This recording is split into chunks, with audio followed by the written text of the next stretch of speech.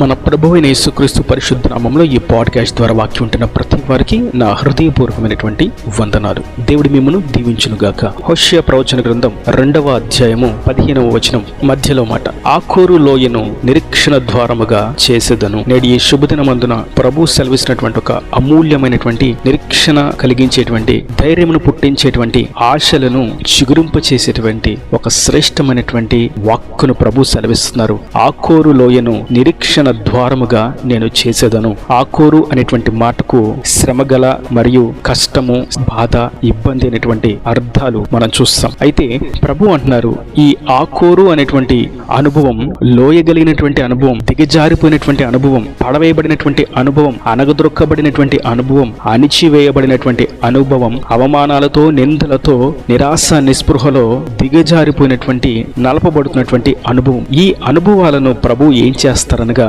నిరీక్షణ ద్వారముగా ఆయన చేస్తున్నాడు. ఈ దినమున ఆయన సెలవిస్తున్నటువంటి అతి శ్రేష్టమైనటువంటి విషయం ఏదనగా, మీకు ఒక నిరీక్షణ ద్వారము ఉన్నది. అన్ని జనులకు చూసినట్లయితే నిరీక్షణ ద్వారాలు ఉండవు. వారు అనుకున్నది, వారు పొందుకోవాలనుకున్నది, వారికి కావలసినది వారికి దక్కనప్పుడు, వారు పొందుకున్నప్పుడు వారికి ఒకటే ఒక ద్వారం కనిపిస్తుంది, మరణ ద్వారం. ఇక ఆ మరణ ద్వారాన్ని తెరుచుకొని మరణానికి వారి జీవితాన్ని అప్పగిస్తారు. కానీ మనకైతే ఆయన సన్నిధికి చేరేటువంటి మనకు, ఆయన యందు విశ్వాసం ఉంచినటువంటి మనకు, ఆయన రక్తంలో కడగబడినటువంటి మనకు, ఆయన వాక్యానుసారంగా పరిశుద్ధంగా పవిత్రంగా జీవించాలని కంకణం కట్టుకొని ఈ ఆత్మీయ యాత్రలో కొనసాగుతున్నటువంటి మనకు ఒక నిరీక్షణ ద్వారము ఉన్నది. ఆ నిరీక్షణ ద్వారమును ఆయన మనకు కలుగు చేసి మన ఎదుట ఆ తలుపును ఆయన తెరవబోతున్నాడు. మనం ఆకోరు అనుభవాన్ని ఒకసారి చూసినట్లయితే, ఈ పదం ఎక్కడి నుండి వచ్చింది, అసలు ఆకోరు అనేటువంటి పదాన్ని దేవుడు ఎందుకు ఈ గ్రంథంలో ప్రత్యేకంగా రాయించి ఉంచారు, అసలు ఆకోరులో ఏం జరిగింది, ఆ పేరు అక్కడ ఎందుకు వచ్చింది అని మనం ఒకసారి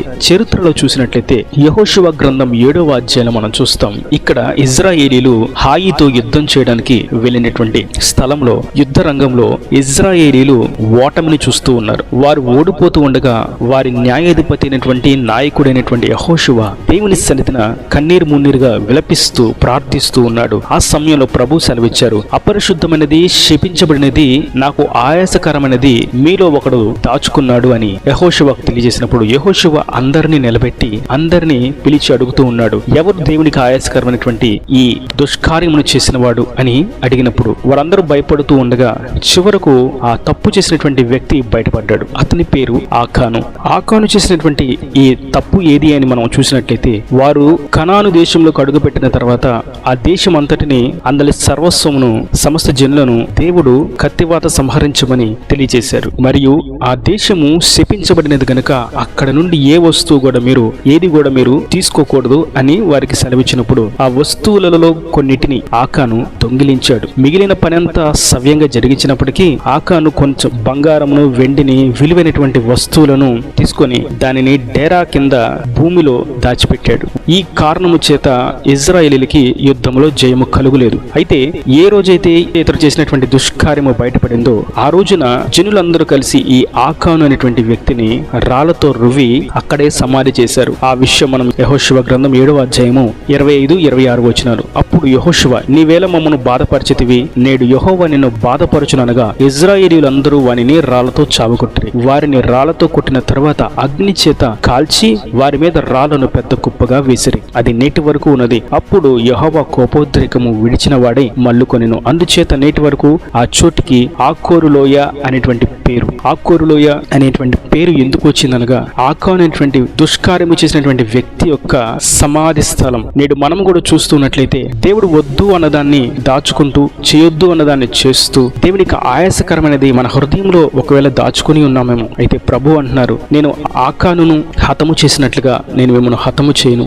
ఆకోరులోయ అనుభవంలోనే మిమ్మును నేను విడిచిపెట్టను. మిమ్మును ఆ స్థితిలో నుండి విడిపించడానికి నిరీక్షణ ద్వారముగా నేను మీ ఎదుట ఉన్నాను. నా వైపు మరలి, నా వైపు తిరిగిన ఎడల, మీరు ఆ ఆకోరులోయలో దాచినటువంటి పాపపు క్రియను విడిచిపెట్టిన ఎడల, ఆ ప్రాంతంలో నుండి మిమ్మల్ని నిత్య జీవంలోనికి, ఆశీర్వాదకరమైనటువంటి, దీవెనకరమైనటువంటి, ఎత్తైనటువంటి కొండ మీదకి ఎక్కించడానికి నేను మీకు ఒక ద్వారమును తెరుస్తూ ఉన్నాను. ఇది నిరీక్షణ ద్వారము. ఆకోరు లోయలో మిగిలిపోయాడు, పాపము చేత హతము చేయబడ్డాడు ఆకాను. నేడైతే నేను మీ కొరకు నిరీక్షణ ద్వారమును కలుగు చేస్తున్నాను. నన్ను అందరూ విడిచిపెట్టారు, నేను అందరికీ అసహ్యుణ్ణి అయిపోయాను, నన్ను అందరూ దూషిస్తున్నారు, తృణీకరిస్తున్నారు, నన్ను ఎవరు ఎంచుకోవట్లేదు, నేను చేసినటువంటి పాపాన్ని బట్టి, అతిక్రమం బట్టి, అవిధేయతను బట్టి, చేసినటువంటి వ్యర్థమైనటువంటి క్రియలను బట్టి నేను ఎవరికి ఇష్టురాలునుగా లేను అని నిరాశ నిస్పృహలో నిలిచిపోయినటువంటి స్థితిలో ఉన్నప్పటికీ ప్రభు అంటున్నారు, నేను మిమ్మల్ని విడిచిపెట్టలేదు, నేను మీకు ఒక నిరీక్షణ ద్వారమును కలుగు చేస్తున్నాను. ఈ నిరీక్షణ ద్వారంలోనికి మీరు అడుగుపెట్టి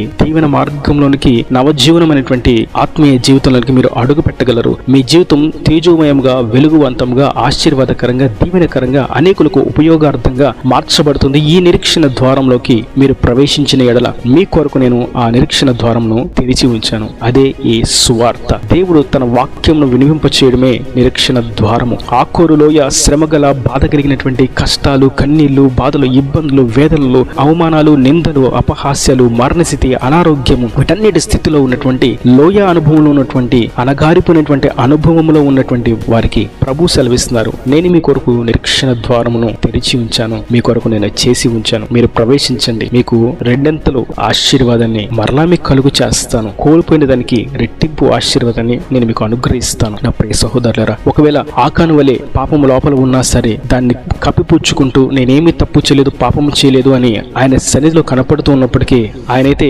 కోపగించుకోవట్లేదు, కానీ నా వైపు తిరగండి, నేను మీకు నిరీక్షణ ద్వారమును కలుగు చేస్తాను. మీ అవిధేయతను బట్టి, మీరు దాచుకున్నటువంటి పాపాన్ని బట్టి, మీ హృదయ సంబంధమైనటువంటి సున్నతిని కోల్పోవడం చేత, మీ హృదయంలో నా వాక్యం, ఆజ్ఞలు ఉండకపోవడం చేతే మీరు ఆ ఆకోరులోయ అనుభవంలో ఉన్నారు. ఆ అనుభవంలో నుండి మిమ్మల్ని నిరీక్షణ ద్వారము ద్వారా దీవెన మార్గంలోకి నడిపించడానికి మీ ఎదుట ఆ ద్వారమును కలుగు చేసి ఉంచానని ప్రభు సెలవిస్తుండగా మనము ఆ నిరీక్షణ ద్వారంలోకి ప్రవేశిస్తాం. దీని రాజ్యానికి వారసులుగా మార్చబడదాం. మన పుత్రుడైనటువంటి యాకోబును ఒకసారి చూసినట్లయితే అతడు ఆకోరులోయ అనుభవంలో ఉన్నాడు. తన మామ అయినటువంటి లాబాను యొద్ద హారాను దేశంలో అణిచివేయబడుతూ ఉన్నాడు. తన ఆశీర్వాదాన్ని తాను సంపూర్ణంగా అనుభవించలేని వాడుగా ఉన్నాడు. అయితే అతన్ని దేవుడు అక్కడ విడిచిపెట్టలేదు. నీ స్వదేశమునకు బయలుదేరు యాకోబు, నేను నిన్ను అక్కడ ఆశీర్వదిస్తానని దేవుడు యాకోబుతో చెప్పాడు. ఆ మాట విని బయలుదేరుతూ ఉన్నాడు. తన భార్యలను, తన బిడ్డలను, తన మందను తీసుకొని, తన పనివారిని తీసుకుని వెళ్తూ ఉన్నాడు. అయితే యబ్బోకు రేవు దగ్గర అతడు ఒంటరిగా మిగిలిపోయాడు. మరణ భయము చేత తాను చేసినటువంటి పాపానికి ప్రతిఫలం రాబోతుంది. తాను మోసం చేసినటువంటి అన్న, తన చేత మోసగించబడినటువంటి అన్నయ్య యాకోబును చంపడానికి వస్తున్నాడు అని విని అతడు మరణ భయముతో ఆ యబ్బోకు రేవు దగ్గర నిలిచిపోయాడు. అయితే ప్రభు అతన్ని మరణానికి అప్పగించలేదు. యాకోబు కోసం దేవుడు నిరీక్షణ ద్వారమును కలుగు చేశాడు. ఆ నిరీక్షణ ద్వారమే యబ్బోకు రేవు. ఆ ప్రదేశంలో, ఆ చిమ్మ చీకటిలో, ఆ నిరాశ నిషేధిలో, విషాదంలో మునిగిపోయినటువంటి యాకోబు ఆ నిరీక్షణ ద్వారం దగ్గర కనిపెట్టుకుని ఉన్నాడు. నా కొరకు నా దేవుడు ఒక ద్వారమును తెరుస్తాడు, ఈ మరణ ద్వారంలో నుండి నన్ను తప్పిస్తాడు అని ఎదురు చూస్తూ ప్రార్థిస్తున్నాడు. అతడు యోచించినట్లే, అతడు ప్రార్థించినట్లే అతడు కన్నీటికి దేవుడు జవాబిచ్చాడు. యాకోబు అనేటువంటి మోసకరమైనటువంటి ఆకోరు శ్రమల, బాధల, ఇబ్బందుల, మోసము, అన్యాయమైనటువంటి అనుభవంలో నుండి, నిరాశ నిషేధిలో ఉన్నటువంటి అతని విషాదకరమైనటువంటి స్థితిలో నుండి దేవుడు యాకోబును లేవనెత్తి ఇజ్రాయేలు అని అతని పేరును మార్చాడు. ఈ విధంగా తన ప్రియుల పట్ల, తన ప్రియుల పక్షంన, తన జనుల కొరకు ఆయన నిరీక్షణ ద్వారమును తెరుస్తూ ఉన్నాడు, కలుగు చేస్తూ ఉన్నాడు, బయలుపరుస్తూ ఉన్నాడు, తెలియచేస్తూ ఉన్నాడు. కనుక నా ప్రియ సహోదరులారా, యాకోబునే కాదు, తనను నమ్ముకున్న ప్రతి వారిని ఆయన నిరీక్షణ ద్వారము చేత తప్పిస్తూ, విడిపిస్తూ, నడిపిస్తూనే ఉన్నాడు. నేడు మిమ్మును విడిపించడానికి ఆయన సమర్థుడుగా, శక్తిగలవాడుగా ఉండగా ఆయన నిరీక్షణ ద్వారంలోకి అడుగు పెడదాం. ఆయన వాక్యంలోనికి మనం అడుగు పెడదాం. ఆయన విశ్వాసంలోనికి అడుగు పెడదాం. ఆయన శక్తి సామర్థ్యతల్లోనికి మనల్ని మనం అప్పగించుకుందాం. ఆయనే మనకు నిరీక్షణ ద్వారము. ఆయనలోనికి మనం ప్రవేశిస్తాం. ఆయన మనలను సర్వసత్యంలో నడిపిస్తాడు. పరిశుద్ధాత్మ అగ్ని చేత మనలను శుద్ధి చేస్తాడు. ఆయన మనకు తోడుగా, ఇమ్మానుయేలుగా ఉండి గమ్యమునకు చేరుస్తాడు. ఇప్పుడు వరకు మూసుకుపోయినా,